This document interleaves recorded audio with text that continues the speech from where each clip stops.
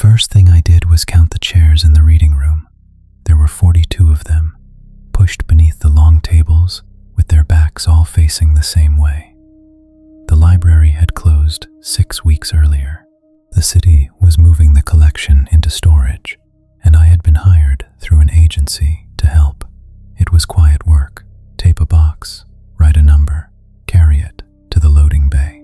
I liked that no unexpected conversation after midnight. It was a public library near the old port side of Yokohama, a small concrete branch built in the 70s. The carpet held the shape of shelves that had already been removed. A paper notice was still taped beside the entrance, apologizing for the closure in careful Japanese. Rain had stopped before I arrived, but the pavement outside kept shining under the street lamp. The overnight return box was built into the wall beside the entrance. Books dropped through a flap on the street and landed in a steel bin inside. We emptied it at the start of every shift. Usually, there were advertisements. Sometimes a swollen paperback, sometimes nothing. That night I opened it after I counted the chairs. There were 7 books in the bin. They were stacked neatly, spines aligned, as if someone had stood on the street and taken time over them. The top book was a local history of the harbor. Under it were a railway atlas, a poetry collection, a guide to cedar forests, 2 novels, and a children's book about birds. None of them were wet, except where rain had darkened the cloth at the bottom of the bin. I carried them to the desk and set each one on an old towel. I wiped the metal lip of the box. I picked a leaf out of the drain beneath it.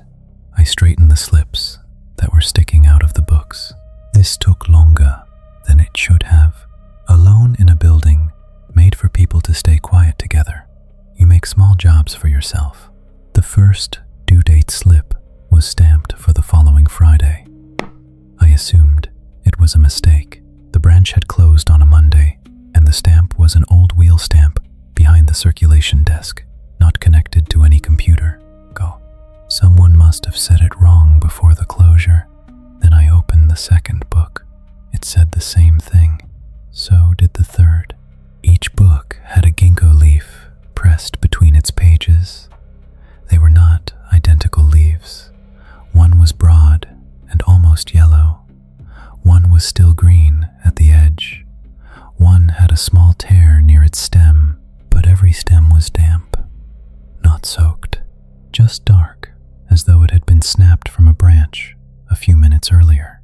When I lifted the first leaf, it left a faint, bitter smell on my thumb. Ginkgo has a smell that is hard to mistake when it is fresh. Green, sharp, a little like rain on warm pavement. I put the leaves on a sheet of receipt paper and continued working. There were hundreds of books to mark for storage. The job gave me something to do with my hands.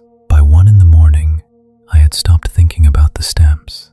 I told myself the books had been returned before the closure and had been missed. The future dates were a careless setting on a stamp. The leaves belonged to a child who had used them as bookmarks. 10. Ordinary explanations become very convincing when you give them enough shelves to stand on. At 2, I made coffee from the machine in the staff room. It tasted of powdered milk and plastic. I listened to the pipes knock once somewhere over the reference section. I went back to the return books because their covers did not fit the boxes I was using. There was a paper ledger in the locked circulation drawer. The closure supervisor had asked us to write down anything that came through the overnight box. I found the page for that week. The last entry was from the night before the branch shut, signed by a librarian named Mori. Under it was a red note, slot sealed at 2340, pending removal. The maintenance company had sealed the outer flap with a narrow strip of numbered tape. I remembered seeing the tape from the street when I came in. It was still there. I took my torch outside. The rain had left the sidewalk dark and empty. The slot sat beneath the closed sign, a black rectangle in the wall. The tape crossed it ledger. I stood there longer than I needed to, looking at the seam below it. There was no way to put a paper back through a sealed flap. There was no way to put 7 through it. Back at the desk, I opened the books again. I looked for old checkout cards, because several of them still had pockets in the back. The harbor history had last been borrowed in 1998. The railway atlas had been taken out in 2007. The poetry book had a card full of soft pencil names ending in 1986. The children's atlas had only one name, written in square, careful characters, dated 19 years earlier. There was nothing connecting them. Different borrowers, different years, different shelves. The only thing they shared was the stamp, the leaf, and the smell. I should have called the supervisor then. Instead, I began taking the books around the library, returning them in my head. The harbor history belonged on the first floor, near the local newspapers. The railway atlas had come from the travel section upstairs. The poetry collection was from a low shelf near the window that looked toward the bus terminal. The children's book had been in the small room at the back, where the painted birds still circled the ceiling. I walked that route with the books under my arm. It was not a route anyone would take in order. The library had become larger after the shelves were gone. Every room had a black square where a shelf used to stand. At the window upstairs, buses came and went beyond the glass, their interiors bright for a second and then gone. The poetry book opened by itself when I set it on the window ledge, not dramatically.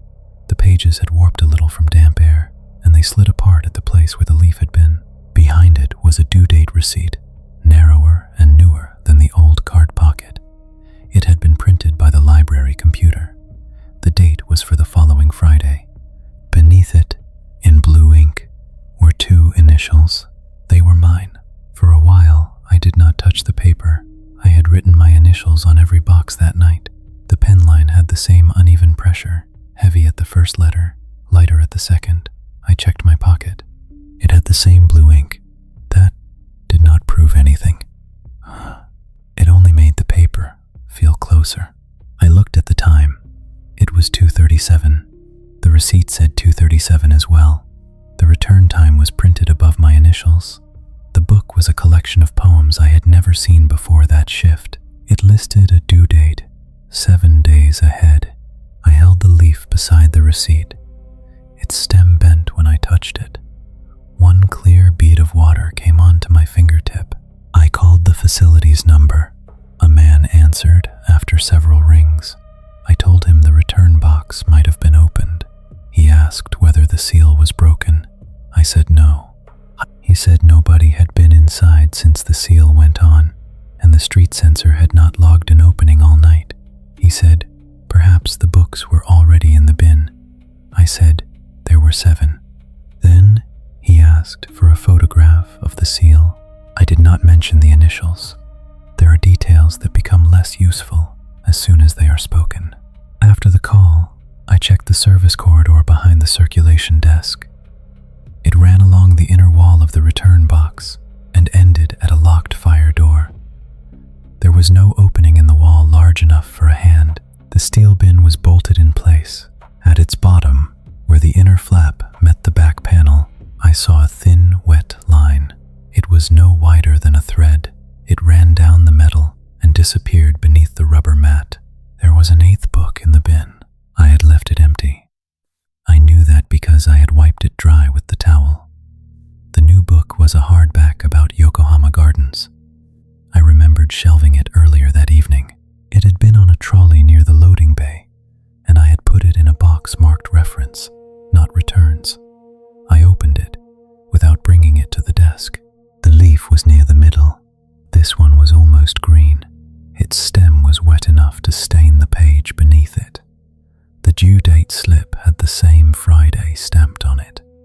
There were no initials, only a small rectangle where a name might have been written and then rubbed away. I put the book back in the bin. I did not take the leaf. The pipe stopped knocking. A bus passed outside, and its light moved along the ceiling, then left the room dark again. I finished the boxes without looking toward the entrance. At the end of the shift, I wrote a note saying 8 books had been found, despite an intact seal. I did not write about dates or leaves. I put the books in a crate beside the desk. The ginkgo stems had dried into thin, dark lines. I did not go back the next night. I told the agency I was sick and took another shift 2 evenings later at a warehouse in Surumi. But I thought about the library whenever I smelled wet leaves in the gutter. The following week, just after midnight, I went past the branch on my way home. The closure notice was still on the door. The street lamp still made the pavement look wet, even though it had not rained. I stood across the road and looked at the return slot. The numbered tape was gone. I could not tell whether someone had removed it or whether it had lifted by itself. I crossed over and opened the flap. Inside was the garden's book, upright in the steel bin. The rest were gone. The due date slip was still stamped for that Friday. The paper was dry. The leaf lay at the same page, dry at its edges, dry across its veins. But the stem was still wet. It gave off that green, bitter smell when I leaned close.